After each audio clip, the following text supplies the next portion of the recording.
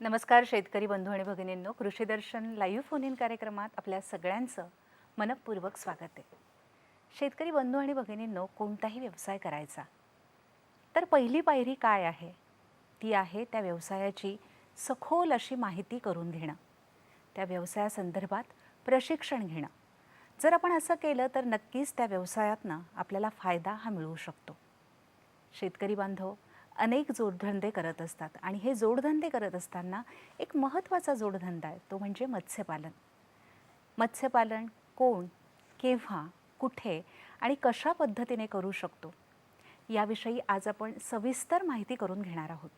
जर आपल्याला हा व्यवसाय करायचा असेल तर नक्कीच आपण करू शकतो, पण मी सांगितल्याप्रमाणे त्याची सखोल माहिती करून घेणं, प्रशिक्षण घेणं, त्यातले अडथळे आधीच समजून घेणं आणि ते न येऊ म्हणून काळजी घेणं.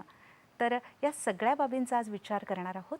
आजचा विषय आहे मत्स्यपालन आणि याविषयी सविस्तर माहिती देण्यासाठी आज आम्ही स्टुडिओमध्ये आमंत्रित केलं आहे डॉक्टर कपिल सुखधाने यांना. डॉक्टर कपिल सुखधाने, शास्त्रज्ञ, मत्स्यपालन विभाग, CIFE मुंबई.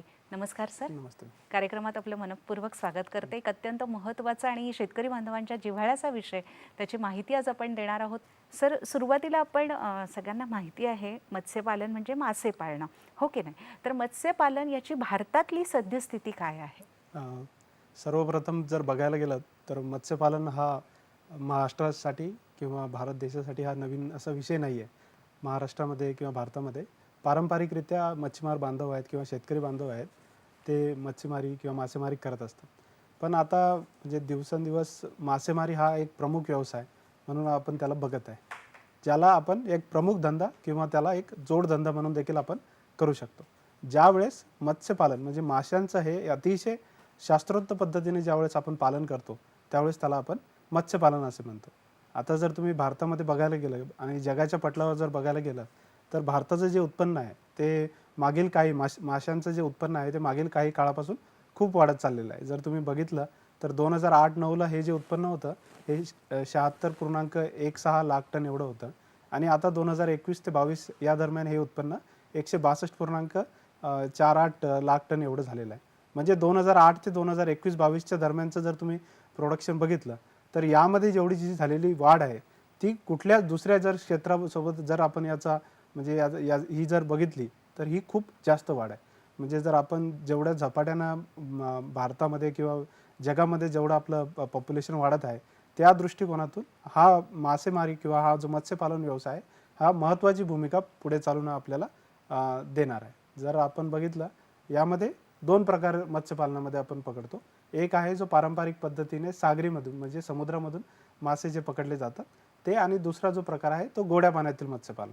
त्यामध्ये जो सागरी उत्पन्न जे आहे सध्याचं ते 41.27 लाख टन एवढं आहे. तसेच जे गोड्या पाण्यातील उत्पन्न आहे ते आता 121.21 लाख एवढं आपलं जे उत्पन्न आहे वाढलं आहे.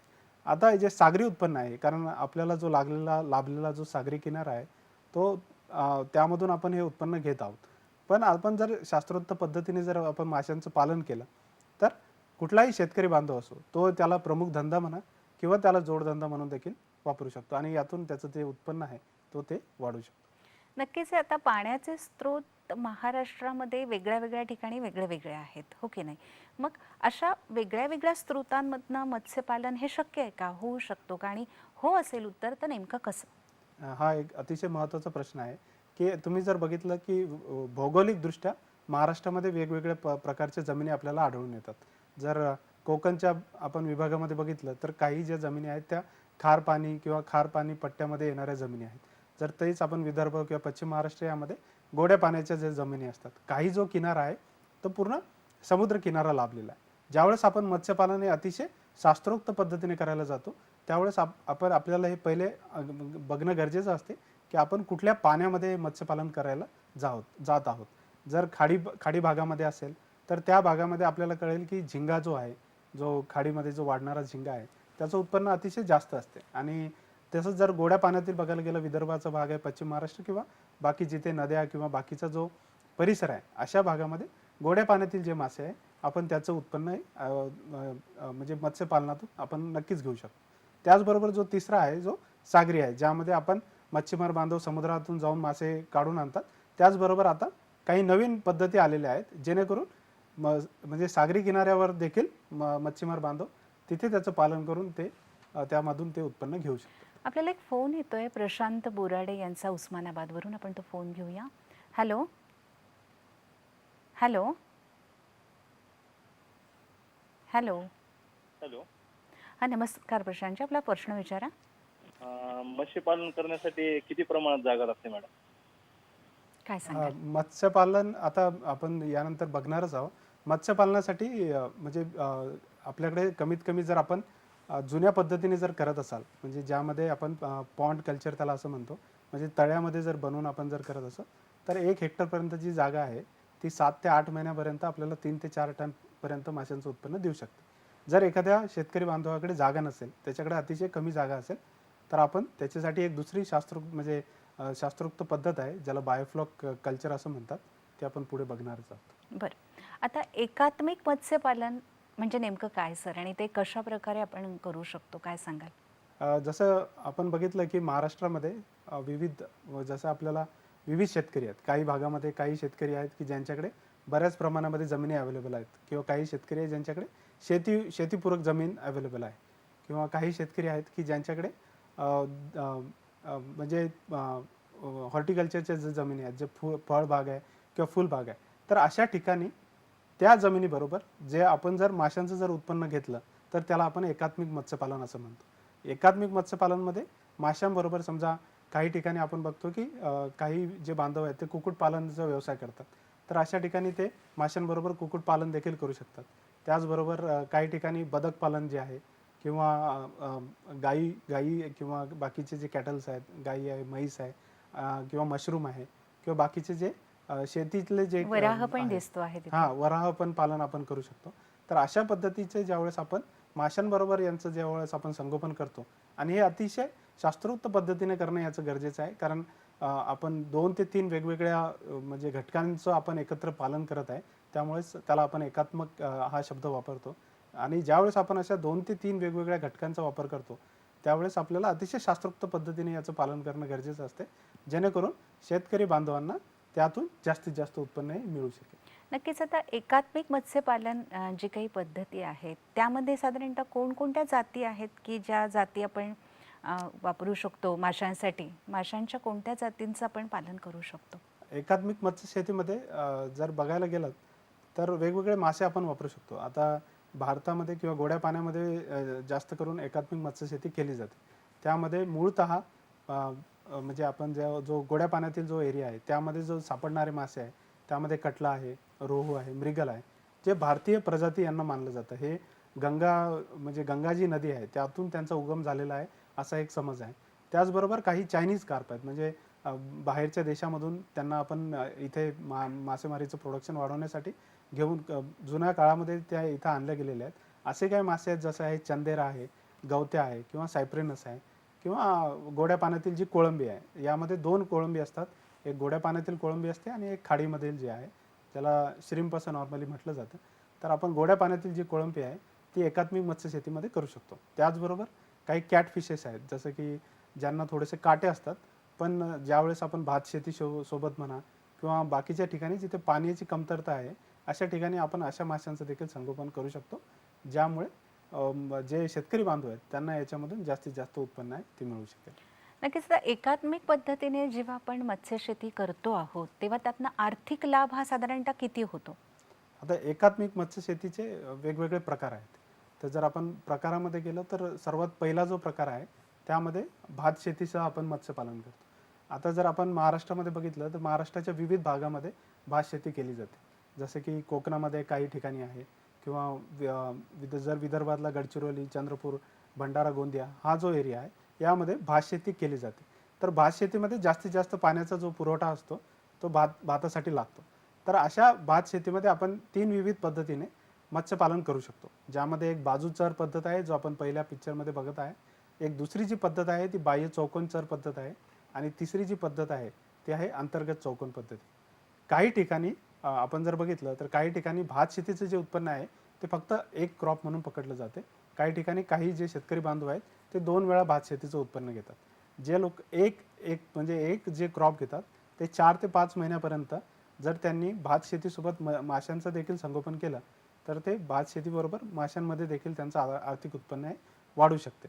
काही जे जण आहेत जे 2 पीक घेतात, भाताचे 2 पीक घेतात, त्यामध्ये अंतर्गत चौकोन पद्धतीच्या माध्यमातून देखील 7 ते 8 महिन्यापर्यंत आपण माशांचं संगोपन करतो आणि त्यातून देखील त्याचा फायदा होतो. आता जी दुसरी पद्धत आहे, आपण दुसरी पद्धत शेतकरी बांधवांना सांगूया. त्याआधी एक फोन घेऊया. दादा उबाळे यांचा अहमदनगर इथून फोन आहे. नमस्कार, आपला प्रश्न विचारा. माझा प्रश्न असा आहे की जास्त भाव मिळण्यासाठी कोणत्या प्रकारचे मासे पाळले पाहिजेत त्याबद्दल सांगा.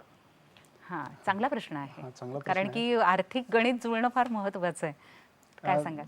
जर आपण आपलं म्हणजे सर आता उस्मानाबादवरनं बोलतायत तर अहमदनगरवर. अहमदनगरवरनं बोलतायत तर अहमदनगर किंवा या भागामध्ये रोहू आहे, कटला आहे, मृगल आहे, हे जे मासे आहे हे 180-200 रुपये प्रति किलो एवढ्या दराने जातात.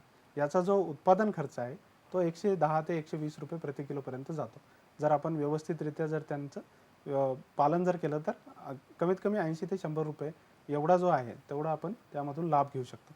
मत्स्य म्हणजे आपण ज्यावेळेस एकात्मिक शेती करतो, मत्स्यपालनामध्ये सर्वात जो महत्त्वाचा घटक आहे तो आहे माशांना लागणारं फीड, ज्याची जी किंमत आहे ती सर्वात जास्त असते. 40 ते 50% आपण बाहेरनं माशांना खाद्य टाकतो. आपण ज्यावेळेस एकात्मिक शेती करतो त्यावेळेस जसं आपण भात शेती करतोय तर भात शेतीमधून म्हणा किंवा आपण थोडंसं जर त्यांना आपला जो खर्चाचं गणित आहे आपण ते एकात्मिक शेतीच्या माध्यमातून कमी करत आहोत. त्यामुळे आपल्याला उत्पन्न त्यामार्फत जास्त मिळू शकते. तसेच काही जसं कॅटफिशेस आहेत याचं देखील म्हणजे बाजारभावामध्ये याची किंमत थोडीशी चांगली आहे आणि जसं चंदेरा मासा आहे किंवा गवते मासा आहे ही यांची देखील किंमत बाजारभावामध्ये चांगली मिळते. नक्कीच. आता आपण दुसरा प्रकार सांगणार आहोत शेतकरी बांधवांना. काय सांगाल? दुसरा जो महत्त्वाचा प्रकार आहे तो आहे आपण ज्यावेळेस मत्स्य शेतीबरोबर कुक्कुटपालन देखील करतो एकात्मिक शेतीमध्ये. पहिलं जसं भात शेती करतो त्याचबरोबर आपण बघितलं की कुक्कुटपालन हा देखील एक महत्त्वाचा व्यवसाय आहे जो महाराष्ट्राच्या कित्येक भागामध्ये अतिशय योग्य रीतीने केला जातो.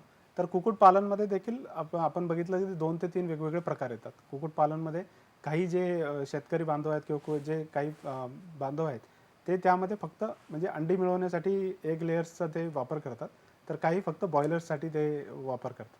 पण यासाठी लागणारं जे पाणी आहे ते खूप जास्त प्रमाणात असते कुक्कुटपालनासाठी म्हणा किंवा भात शेती पालनासाठी, आणि आपण ते कुक्कुटपालनासाठी देखील पाण्याचा बऱ्याच प्रमाणात उपयोग होतो. अशा वेळेस जर ते पाणी अतिशय व्यवस्थितरित्या जर माशासाठी वापरलं तर त्यातून देखील आपल्याला अतिशय चांगला आर्थिक लाभ होऊ शकतो. आता कुक्कुटपालन जे आहे त्या कुक्कुटमधून जे निघणारा जो वेस्ट आहे म्हणजे त्यामधून जे आहे त्यामध्ये सर्वात जास्त जे प्रमाण असते ते नायट्रोजन आणि फॉस्फरसचं असते. तर ते जर नायट्रोजन आणि फॉस्फरसचं प्रमाण ते आपण नॅचरली आपल्या कुक्कुटपालनमधून एक कोंबडी जर 6 महिन्यापर्यंत वापरली तर ती एक कोंबडी ऑलमोस्ट 25 किलोपर्यंत वेस्ट तयार करते आणि ते वेस्ट पूर्ण आपण आपल्या पॉन्डसाठी वापरू शकतो. ज्यावेळेस आपण ते पॉन्डसाठी वापरतो तर तो ऑटोमॅटिकली आपण त्याला पूर्ण फर्टिलाइज करतोय, जेणेकरून त्यामध्ये नैसर्गिकरित्या आपण त्यामध्ये प्लवंग म्हणजे माशांना जे खाण्यासाठी लागते ते त्यामध्ये तयार होते आणि त्यामार्फत आपण आपलं खर्चाचं गणित अजूनही कमी करू शकतो. आणि जसं आपण जर पाण्यामध्ये काहीच नाही केलं आणि जर फक्त आपण कुक्कुटपालन केलं तर फक्त कुक्कुटपालनामधून आपल्याला समजा 1-1.5 आठवड्यामध्ये आपल्याला बऱ्याच बॉयलरमधून मिळू शकतो. पण हेच जर आपण 4 ते 5 महिन्यापर्यंत आपण याचं जर संगोपन केलं तर माशांमधूनही आपल्याला व्यवस्थितरित्या उत्पन्न मिळू शकते, त्याचबरोबर कुक्कुटपालनमधून देखील आपल्याला व्यवस्थित उत्पन्न मिळू शकते. तर हे देखील एक एकात्मिक मत्स्य शेतीमध्ये सर्वात महत्त्वाचा घटक आहे की यामध्ये ज्या काही लोकल ज्या जाती आहेत कुक्कुटपालनमध्ये काही लोकल जाती आहे जसं कडकनाथ वगैरे आहे ज्याची किंमत बाजारभावामध्ये जास्त आहे. त्याचबरोबर काही जे लोकल मासे आहेत जसं गोड्या पाण्यातील झिंगा वगैरे आहे. आपण त्याविषयी सांगूया नंतर. नक्कीच. सुभाष इंगळे यांचा बुलढाण्यावरनं फोन येतो, आपण तो घेऊया. हॅलो. हॅलो. नमस्कार सर, प्रश्न विचारा आपला. हॅलो. नमस्कार, आपला प्रश्न विचारा. हा मॅडम नमस्कार. माझा प्रश्न असा आहे की मत्स्य बीज कशा प्रकारे तयार करतात. मी सुभाष इंगळे बोलतोय बुलढाण्यावरून. हो. मेकर. मत्स्यबीजासाठी त्यामध्ये 2-3 आहेत की मत्स्यबीज महाराष्ट्र शासनाच्या विविध ठिकाणी हॅचरीज आहेत. जसं सर बुलढाण्यावरून बोलत आहेत, तर तिथे कोराडी म्हणून आहे. कोराडीच्या तिथे महाराष्ट्र शासनाची हॅचरी आहे. त्यामध्ये मत्स्यबीज तयार केलं जाते. जून-जुलै झाल्यानंतर त्याचं ते बीज तयार होते. शक्यतोवर पावसाळा झाल्याबरोबर त्याचं बीज तयार होते आणि महाराष्ट्र शासन त्यांच्या स्वतःच्या हॅचरीजच्या मार्फत हे बीज विविध ठिकाणी प्रोव्हाइड करतं. जर बुलढाणा किंवा वाशिम अशा ठिकाणी जर नाही मिळालं तर बाकीच्या जिल्ह्याच्या ठिकाणी देखील महाराष्ट्र शासनाच्या विविध हॅचरीज आहे, त्यांच्यामार्फत देखील आपण मच्छीमार बांधवांना किंवा शेतकरी बांधवांना त्याचा बीज पुरवठा केला जातो. बरं, आपण यांच्या प्रश्नापूर्वी आपण माशांचे हे सांगत होतो प्रेक्षकांना. कुक्कुटपालनबद्दल आपण सांगत होतो, पण आपण ते सांगणार आहोतच अजून. या ठिकाणी एक छोटीशी विश्रांती घेऊया, त्यानंतर आपण एकात्मिक पद्धतीमध्ये आणखीन काय काय येतं हे समजून घेऊया एक छोटीशी विश्रांती.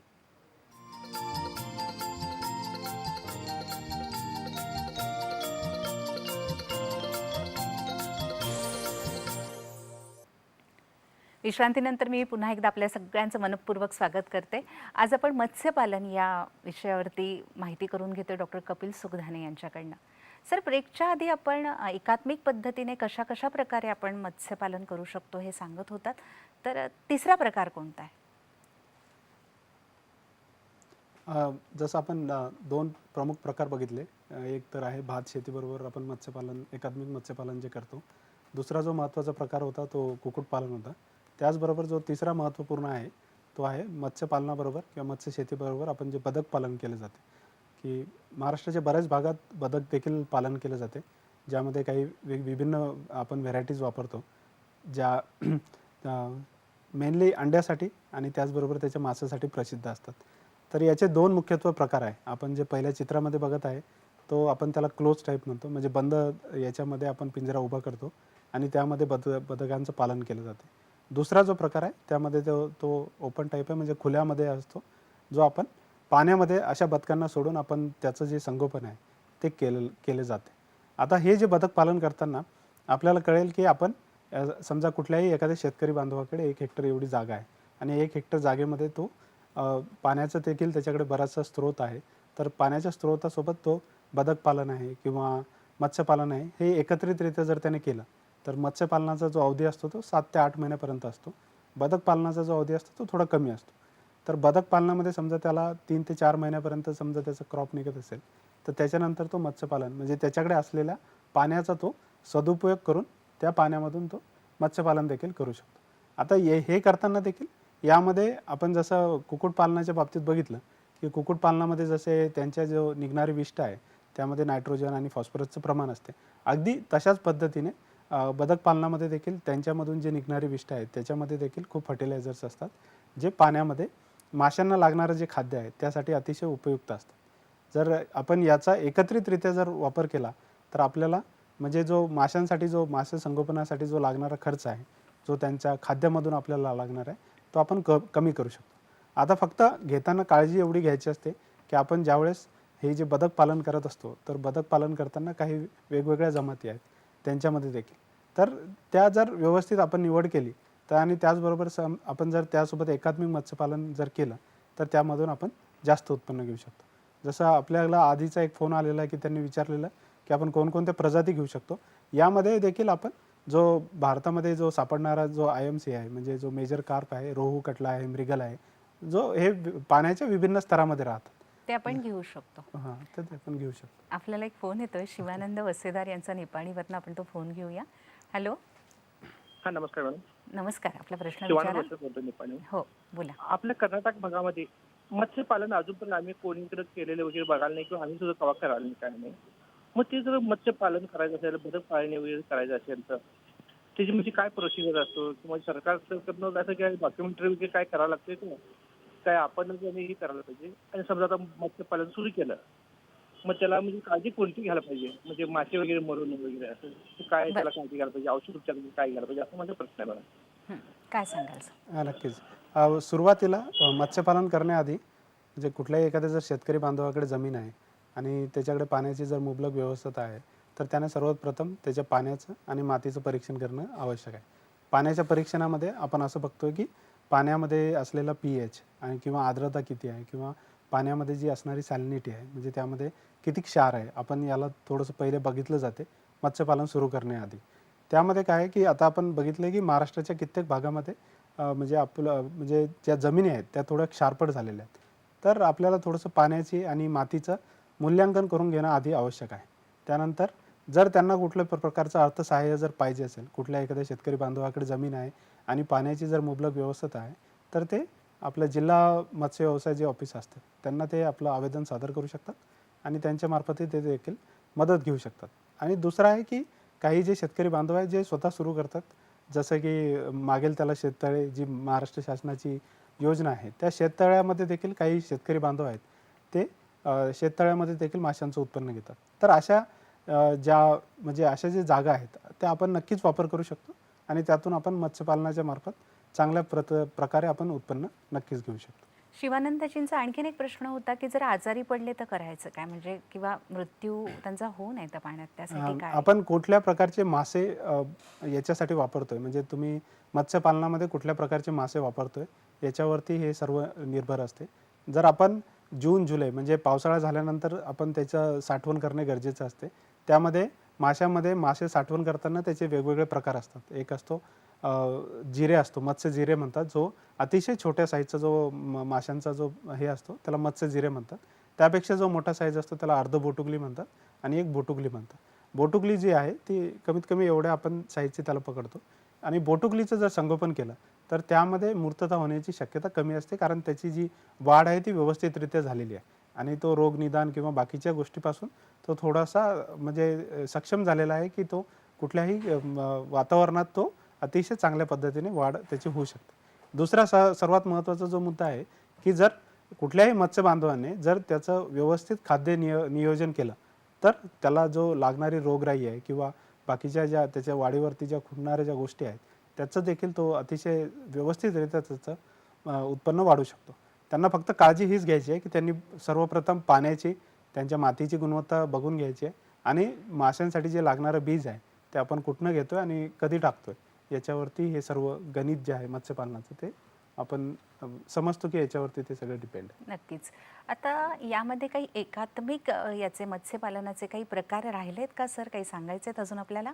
एकात्मिक नाही, पण बाकी जे मत्स्यपालनाचे प्रकार आहेत जसं आत्ताच त्यांनी जे विचारलंय त्यामध्ये जर आपण बघितलं तर गोड्या पाण्यामध्ये एक अजून एक प्रकार जो असतो त्याला आपण केंद्रित मत्स्यपालन असं म्हणतो, जे गोड्या पाण्यामध्ये केलं जाते. त्यामध्ये 3 मुख्यत्वे प्रकार असते. एक असते केंद्रित मत्स्यपालन, दुसरा असतो अर्धकेंद्रित मत्स्यपालन आणि एक तिसरा जो आहे तो विस्तृत मत्स्यपालन, जे गोड्या पाण्यामध्ये जास्त केले जातात. आता जो केंद्रित मत्स्यपालन आहे म्हणजे त्यामध्ये आपण अतिशय म्हणजे वैज्ञानिकदृष्ट्या आपण त्यामध्ये 7 ते 8 टनपर्यंत आपण उत्पन्न घेऊ शकतो. यामध्ये थोडासा लागणारा जो खर्च आहे आणि वैज्ञानिकदृष्ट्या आहे थोडंसं जर व्यवस्थितरित्या जर हे मॅनेज केलेलं असेल तर यातून आपण नक्कीच जास्त उत्पन्न घेऊ शकतो. दुसरा जो प्रकार आहे तो अर्धकेंद्रित मत्स्यपालन आहे. त्यामध्ये देखील आपण 3 ते 4 टन एवढा माल एका हेक्टरपर्यंत आपण घेऊ शकतो. जर रोहू कटला जर असा मासा असेल ज्याची बाजारभावामध्ये जास्त किंमत आहे तर नक्कीच अर्धकेंद्रित किंवा केंद्रित मत्स्यपालनामधून आपण जास्तीत जास्त उत्पन्न अशा प्रणालीमधून आपण घेऊ शकतो. म्हणजे गोड्या पाण्यातली मत्स्यशेती ही शेतकरी बांधवांना फायदेशीर ठरू शकते. नक्कीच नक्कीच. आता पिंजरा पद्धत एक आम्ही ऐकून आहोत, तर नेमकी पिंजरा पद्धतीमध्ये काही प्रकार आहेत का, किंवा पिंजरा पद्धती नेमकी काय आहे, त्यामध्ये मत्स्यशेती कशी करता येऊ शकते? पिंजरा प्रणाली एक अजून एक प्रणाली आहे. जसं आपण बघितलं जर महाराष्ट्रामध्ये विविध भागामध्ये विविध रिझर्व्हायर्स आहेत म्हणजे धरणं वगैरे आहेत. तर त्या महाराष्ट्रामध्ये त्याची संख्या खूप जास्त आहे. भारताच्या म्हणजे पूर्ण जर भारतात बघितलं तर तो पूर्ण area almost like 3.15 million hectare एवढा आहे. आणि जर तो भारतामध्ये बघितला तर महाराष्ट्रामध्ये जर बघितला तर त्याची संख्या देखील बरीच आहे.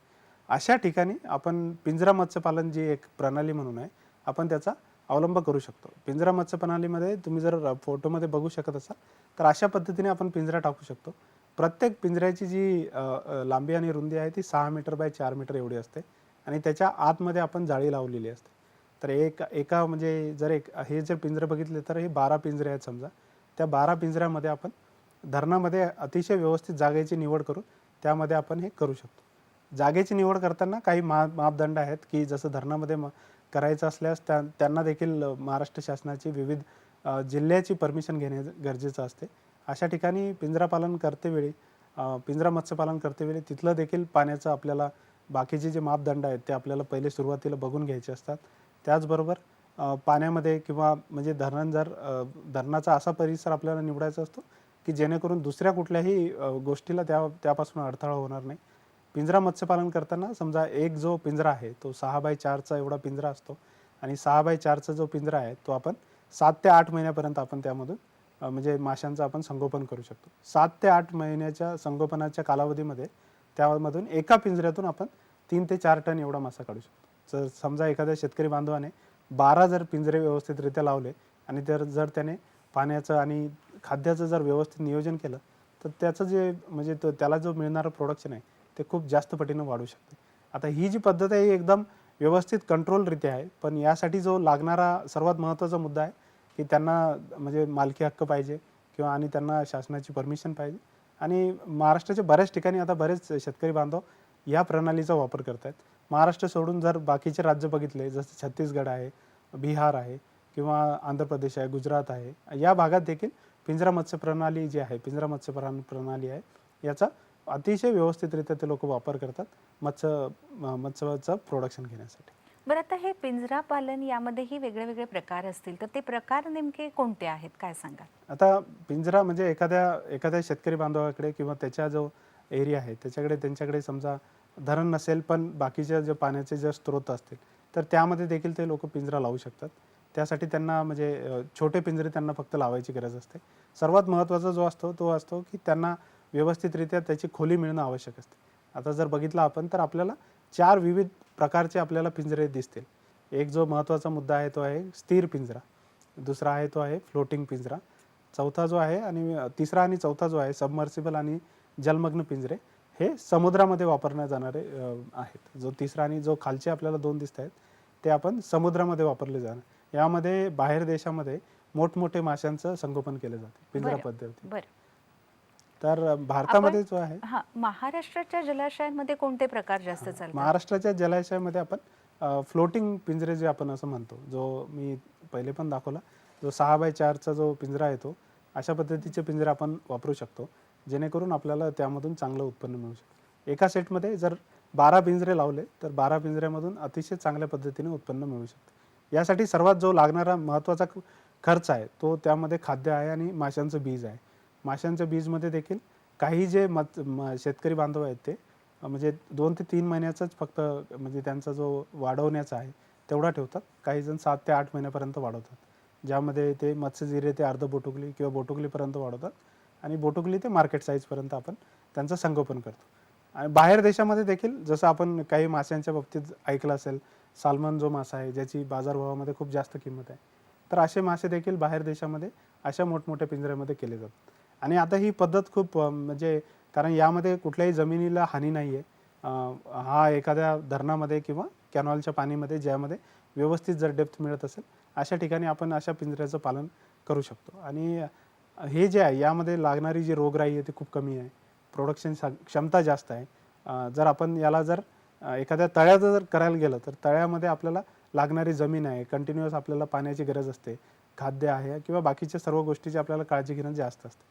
पण पिंजरा प्रणालीमध्ये फक्त आपल्याला माशांची आणि त्याच्या खाद्याची जर आपण व्यवस्थित काळजी घेतली तर आपल्याला अतिशय चांगल्या पद्धतीने यापासून उत्पन्न हे जे मिळू शकतं. साधारणतः एका पिंजऱ्यातनं किती उत्पादन मिळतं? जसं मी आधी सांगितलं 6x4x4 म्हणजे 6 मीटर आणि 4 मीटर एवढं त्याची लांबी आणि रुंदी असते. त्यामध्ये जी नेट आपण लावतो ती पण एक 4 मीटर डेप्थ एवढी आपण नेट वापरतो. जर जे प्रमुख मासे आहेत यामध्ये जे आपण वाढवतो तर आपण केजमधून ऑलमोस्ट लाईक 3 ते 4 टन एवढा माल आपण घेऊ शकतो. तर 12 पिंजऱ्यामध्ये आपण 36 ते 40 टन एवढा माल आपण व्यवस्थितरित्या घेऊ शकतो. त्यासाठी फक्त काळजी घेणं आवश्यक आहे. मग जे मासे आपण ज्यांचं संगोपन करत आहे ते कुठल्याही पद्धतीने त्यांना रोगराई न झालेली पाहिजे, त्यांना व्यवस्थितरित्या आपण खाद्य दिलं पाहिजे.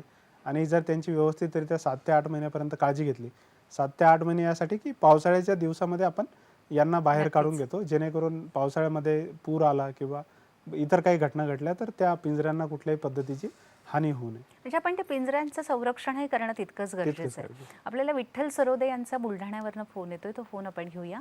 हॅलो. हॅलो हां नमस्कार सर, आपला प्रश्न विचारा. हॅलो सर नमस्कार, म्हटलं प्रश्न आम्ही विचारा. विहिरीत मच्छर टाकलेला आहे पण त्याची वाढ होत नाही. बरं, काय सांगाल सर? विहिरीमध्ये मच्छर टाकलेले आहे पण त्याची वाढ होत नाही. विहिरीत त्यांनी हां मत्स्य हां टाकलं, त्याची वाढ हां, होत नाही. बऱ्याच ठिकाणी विहिरीमध्ये असे मासे टाकतात. पण विहिरीमध्ये शक्यतो त्या माशांची वाढ कमी असते, कारण माशांना जे लागणारं खाद्य आहे, कारण बरेच लोक मी बघितलेत की जे विहिरीमध्ये मासे सोडतात, पण त्यांना जे लागणारं व्यवस्थित खाद्य आहे ते अशा पद्धतीने देत नाही. जर जे खाद्य आहे त्यामध्ये मूळतः म्हणजे आपण जर म्हणजे बाजारातून जे मिळणारं फीड आहे, जे माशांसाठी लागते, जर ते व्यवस्थितरित्या जर टाकलं तर त्यांची जी वाढ आहे ती नक्कीच होऊ शकते. नक्कीच. शक्यतो काही बांधव आहेत ते घरातले म्हणजे जसं पोळी आहे किंवा बाकीच्या आहेत तेच टाकतात, पण त्याच्यावरती त्याची वाढ अवलंबून नसते. त्यासाठी वेगळं फीड नक्कीच, द्यावं म्हणजे लागतं. माशांना जे काही खाद्य लागतं ते टाकलं तर माशांची वाढ ही नक्कीच होऊ शकते.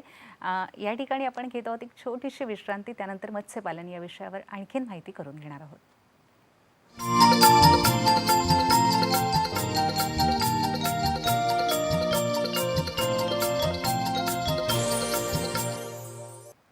विश्रांतीनंतर मी पुन्हा एकदा आपल्या सगळ्यांचं मनःपूर्वक कार्यक्रमात स्वागत करते. मत्स्यपालन या विषयावर आपण डॉक्टर कपिल सुखधाने सरांकडनं सविस्तर अशी माहिती घेतोय.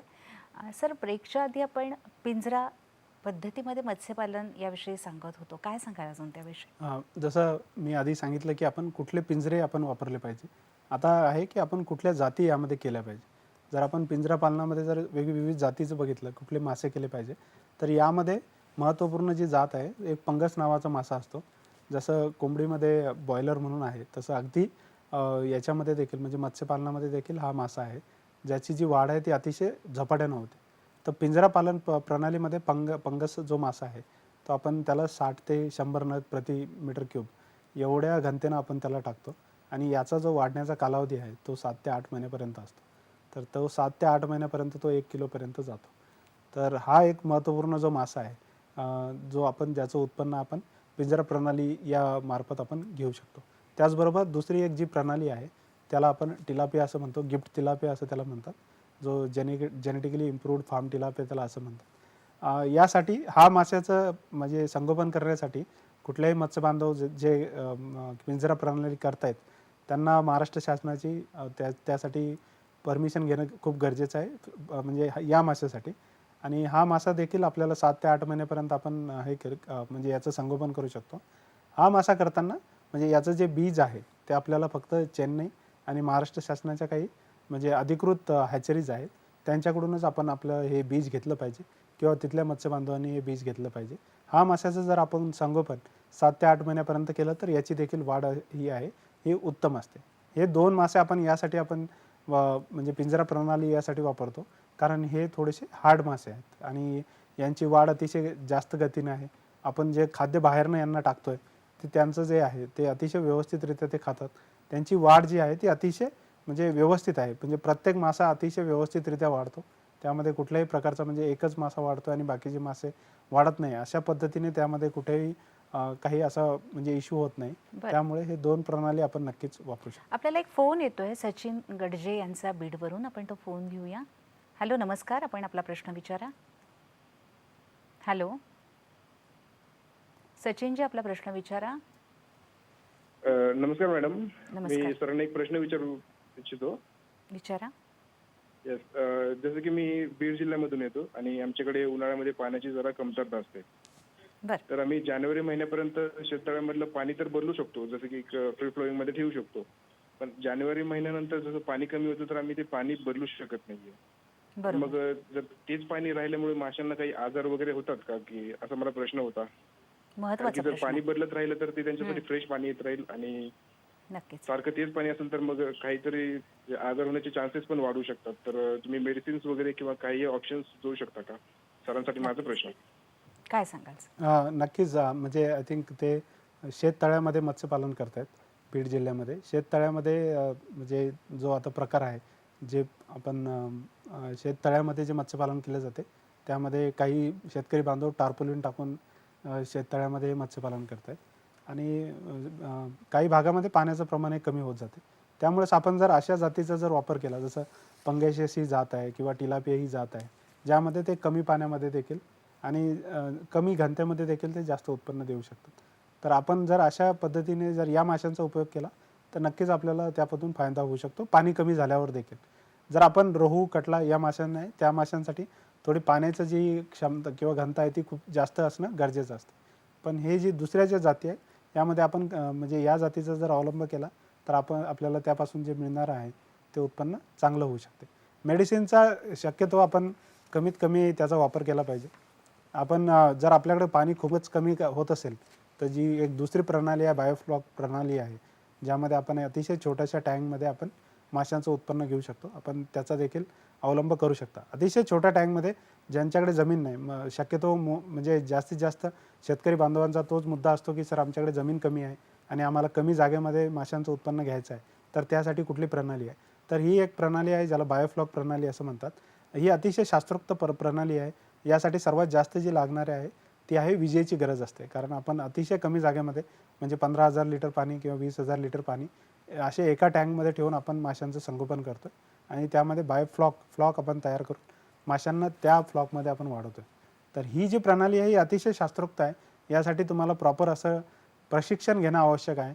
त्यामध्ये त्याच्यामागे बरेच म्हणजे कारण यामध्ये कसं आहे की जर आपला म्हणजे विजेची पुरवठा झाला नाही किंवा आपण कुठल्याही पद्धतीची जर एका दिवशी जरी चूक झाली तरी त्यामधून माशांचे मृतक होण्याचं जे प्रमाण आहे ते खूप जास्त असते. त्यामुळे ही जी प्रणाली वापरताना त्यांनी व्यवस्थितरित्या प्रशिक्षण घेणं खूप खूप गरजेचं आहे. नक्कीच सर.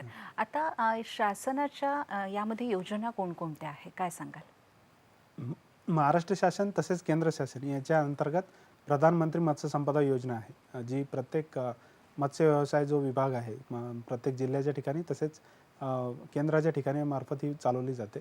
तर प्रधानमंत्री मत्स्य संपदा योजनेमध्ये मी जेवढ्या सर्व गोष्टी आतापर्यंत सांगितल्या, जसं पिंजरा पालन प्रणाली आहे किंवा एकात्मिक मत्स्यशेती प्रणाली आहे किंवा बायोफ्लॉक RAS प्रणाली आहे किंवा आपण जे म्हणजे जुन्या काळापासून जे आपण याच्यामध्ये पॉन्डमध्ये जे माशांचं संगोपन करतो त्याच्यामार्फत देखील आपण महाराष्ट्र शासनाची या स्कीमचा आपण वापर करू शकतो. त्यासाठी आपल्याला जिल्हा मत्स्य व्यवसायाचं जे ऑफिस आहे त्यांना आपण आपलं निवेदन देऊ शकता आणि शक्यतो त्यासाठी जसं बायोफ्लॉक प्रणाली आहे किंवा RAS प्रणाली आहे यासाठी तिथल्या कुठल्याही ज्या मत्स्य बांधवाला याचा फायदा करून घ्यायचा असते त्यांना म्हणजे व्यवस्थित असं प्रशिक्षण घेणं पहिले आवश्यक असते.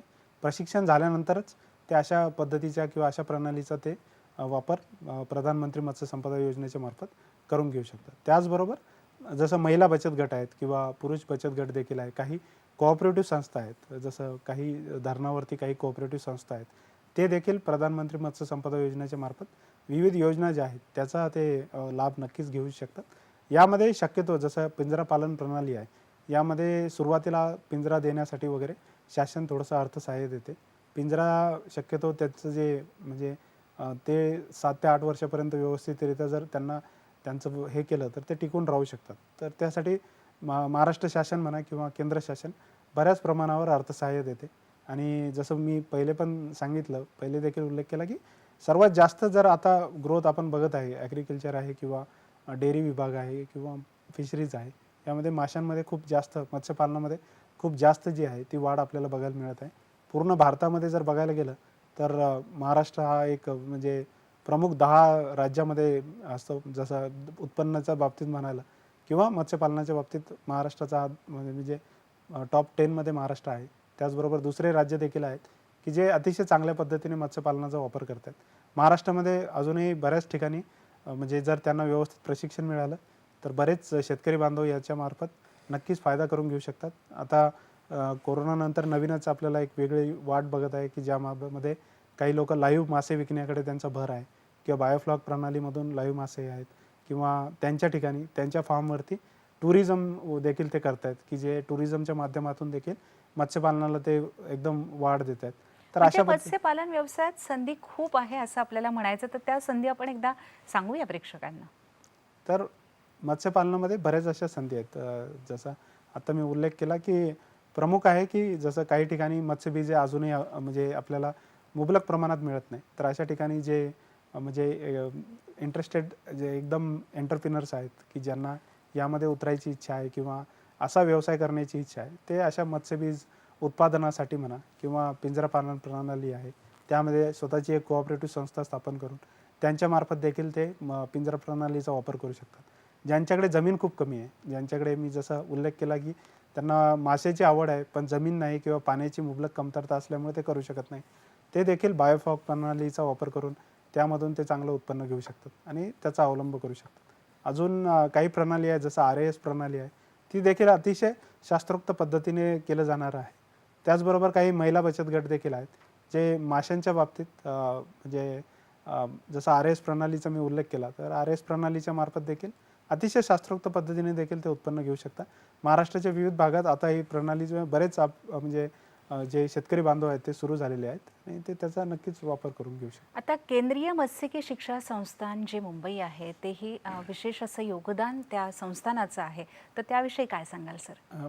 आमचं जे केंद्रीय मत्स्यिकी शिक्षण संस्थान जे भारत सरकारच्या अधीन आहे आणि भारतीय कृषी अनुसंधान परिषद यांच्या अंतर्गत आमचं ऑफिस आहे. आमचं ऑफिस मुंबईला वर्सोवा इथे आहे. त्याचबरोबर आमचे 5 विविध राज्यामध्ये स्टेशन्स आहेत की जसं बिहारला एक आहे, त्याचबरोबर आंध्र प्रदेश, कलकत्त्याला एक आहे, मध्य प्रदेशला देखील एक आहे. तर अशा विविध राज्यामध्ये देखील आम्ही मत्स्य बांधवासाठी वेगवेगळे प्रशिक्षण आम्ही आयोजित करतो. त्याचबरोबर तिथे आम्ही काही डेमॉन्स्ट्रेशन्स आहेत किंवा काही जे म्हणजे शेतकरी बांधव आहेत त्यांना इच्छा आहे करायची, त्यांना कशा पद्धतीने शेतकरी म्हणजे मत्स्यपालन केलं जाऊ शकते, त्यांना जे लागणारं प्रशिक्षण आहे किंवा त्यांना जे लागणारं म्हणजे टेक्निकल सहाय्य आहे आपण ते यामार्फत देऊ शकतो. नक्कीच, म्हणजे प्रशिक्षणाचं महत्त्वपूर्ण काम संस्था करते असं म्हणायला हरकत नाही. दत्तात्रय राजगुरे यांचा बुलढाण्यावरनं फोन येतोय, तो फोन घेऊया आपण. हॅलो, नमस्कार सर, प्रश्न विचारा. हॅलो, हा, प्रश्न विचारा सर. नमस्कार मॅडम. नमस्कार. जलाशयाचं पाणी आमच्या शेतामध्ये येतं मॅडम. तुम्ही दूरदर्शन संचाचा आवाज कृपया बंद करा आणि सलग प्रश्न विचारा. तर त्या शेतामध्ये आम्हाला तर जलाशयाचं पाणी शेतात आल्यानंतर शेती रखडल्या जाते.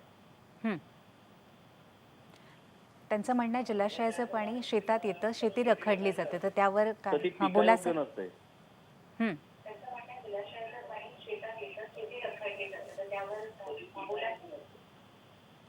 तर त्यामध्ये आम्हाला मत्स्य उत्पादन करायचं झालं सपोज, तर मग त्या डेमो स्ट्रक्चर कसं राहील त्याचं डॅमचं? बरं, काय सांगा. त्यांचा मुद्दा आहे की त्यांच्यामध्ये जे पुराचं पाणी आहे ते त्यांच्या शेतामध्ये येते, पण पुराचं पाणी हे बऱ्याच काळ टिकलं पाहिजे जर त्यांना मत्स्य उत्पादन घ्यायचं असेल तर.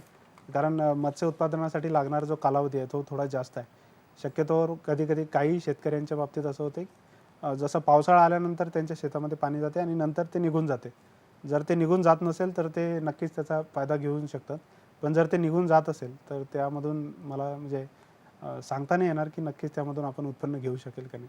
जर ते पाणी थांबत असेल 6 ते 8 महिन्यापर्यंत तर आपण नक्कीच त्यामध्ये मासे वगैरे सोडून त्याचं पालन करू शकतो. नक्कीच. आपला कार्यक्रमाची वेळ सर आता संपत आलेली आहे, तर जाता जाता आपण शेतकरी बांधवांना, मत्स्यपालकांना काय संदेश देणार आहात? नक्कीच मत्स्यपालन हा अतिशय एक मुख्य धंदा किंवा आपण त्याला जोडधंदा देखील आपण म्हणू शकतो. अतिशय म्हणजे पुरातन काळापासून महाराष्ट्रामध्ये हा जोडधंदा किंवा प्रमुख धंदा म्हणून आपण वाढत आलेला आहे. महाराष्ट्रामध्ये म्हणा किंवा बाहेर राज्यामध्ये माशांची जी मागणी आहे ती खूप मोठ्या प्रमाणात आता वाढत जाते आहे. पहिले म्हणजे त्याची मागणी वाढल्यामुळे आणि लोकांचा जो कल आहे तो हेल्दी फूड खाण्याकडे वाढलेला आहे. त्यामुळे मासे किंवा मत्स्यपालन हे आता अतिशय जोमाने वाढणारा विषय आहे. काही ज्यांच्याकडे जमीन नाहीत किंवा ज्यांच्याकडे पाण्याची कमतरता आहे अशा लोकांनी जर दुसऱ्या शास्त्रोक्त पद्धती आहेत, बायोफ्लॉक आहे, RAS आहे किंवा ज्यांच्याकडे धरण आहे किंवा अशा ठिकाणी जर पिंजरे टाकून किंवा दुसऱ्या प्रणालीचा जर वापर करून रंगीबिरंगी माशांचं उत्पन्न घेऊन किंवा ते जर विकून जर ते करू शकले तर त्याच्यातून नक्कीच म्हणजे येत्या काळामध्ये याला खूप वाव आहे. शेतकरीसोबत किंवा म्हणजे बाकीचे जे शेतकरीचे जे उत्पन्न आहे त्याचबरोबर जर माशाचं उत्पन्न घेतलं तर त्यातून नक्कीच शेतकरी बांधवांना त्यांना आर्थिक लाभ देखील होणार आहे आणि येणाऱ्या काळात जसं पाण्यासाठी किंवा शेतजमिनीचा अतिशय जास्तीत जास्त उपयोग आपण यामार्फत करून घेऊ शकतो असं मला वाटतं यामार्फत. नक्कीच सर. आज जो विषय डॉक्टर कपिल सुखदाने सर आपण खूप छान पद्धतीने शेतकरी बांधवांना समजून सांगितला की मत्स्यपालन हे नेमकं कसं करायचं, त्याच्या पद्धती वेगळ्या वेगळ्या कोणत्या आहे, त्यातनं आर्थिक लाभ हा किती चांगल्या पद्धतीने होऊ शकतो आणि त्यामध्ये संधी ह्या किती आहेत, तर आपण खूप छान पद्धतीने सांगितलं. त्याबद्दल मी दूरदर्शनच्या वतीने आपले मनःपूर्वक आभार मानते आणि आता आपण दोघंही शेतकरी बांधवांचा निरोप घेऊया. नमस्कार. धन्यवाद.